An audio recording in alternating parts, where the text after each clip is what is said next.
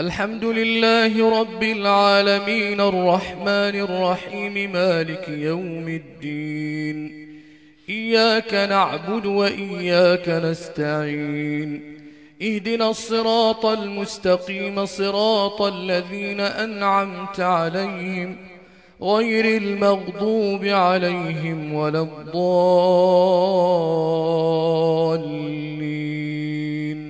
آمين. سيقول السفهاء من الناس ما ولاهم عن قبلتهم التي كانوا عليها قل لله المشرق والمغرب يهدي من يشاء إلى صراط مستقيم. وكذلك جعلناكم أمة وسطا لتكونوا شهداء على الناس ويكون الرسول عليكم شهيدا. وما جعلنا القبلة التي كنت عليها إلا لنعلم من يتبع الرسول ممن ينقلب على عقبيه وإن كانت لكبيرة إلا على الذين هدى الله وما كان الله ليضيع إيمانكم إن الله بالناس لرؤوف رحيم.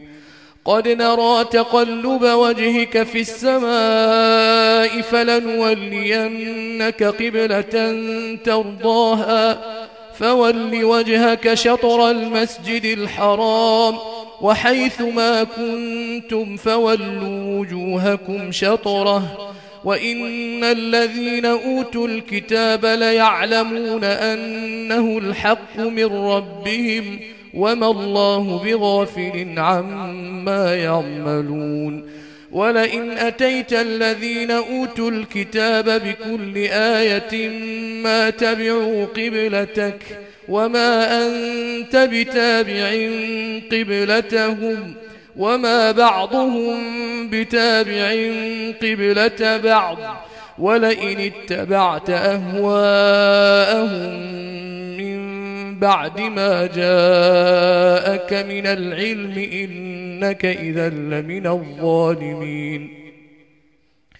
الذين آتيناهم الكتاب يعرفونه كما يعرفون أبناءهم وإن فريقا منهم ليكتمون الحق وهم يعلمون.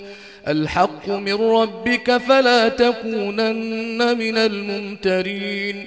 ولكل وجهة هو موليها فاستبقوا الخيرات أينما تكونوا يأت بكم الله جميعا إن الله على كل شيء قدير. ومن حيث خرجت فول وجهك شطر المسجد الحرام وإنه للحق من ربك وما الله بغافل عما تعملون. ومن حيث خرجت فول وجهك شطر المسجد الحرام وحيث ما كنتم فولوا وجوهكم شطره لئلا يكون للناس عليكم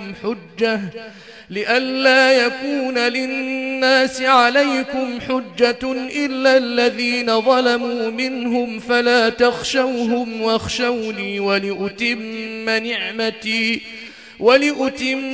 نعمتي عليكم ولعلكم تهتدون. كما أرسلنا فيكم رسولا منكم يتلو عليكم آياتنا ويزكيكم ويعلمكم الكتاب والحكمة ويعلمكم ما لم تكونوا تعلمون. فاذكروني أذكركم واشكروا لي ولا تكفرون. يا أيها الذين آمنوا استعينوا بالصبر والصلاة إن الله مع الصابرين. ولا تقولوا لمن يقتل في سبيل الله أموات بل أحياء